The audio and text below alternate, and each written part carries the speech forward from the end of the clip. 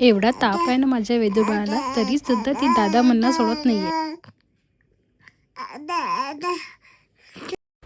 गेल्या 2 दिवसापासून वेदूला ताप, सर्दी आणि खोकला झाला होता. सुरुवातीला मी बरेच घरगुती उपाय केले, ओव्याचा शेक वगैरे दिला, पण काही तिचा सर्दी खोकला कमी झाला नाही. त्यामुळे मी शेवटी तिला डॉक्टरकडे घेऊन गेले. डॉक्टरांनी दिलेली औषधे सुरू केल्यावर आता तिचा कफ हळूहळू कमी होत आहे.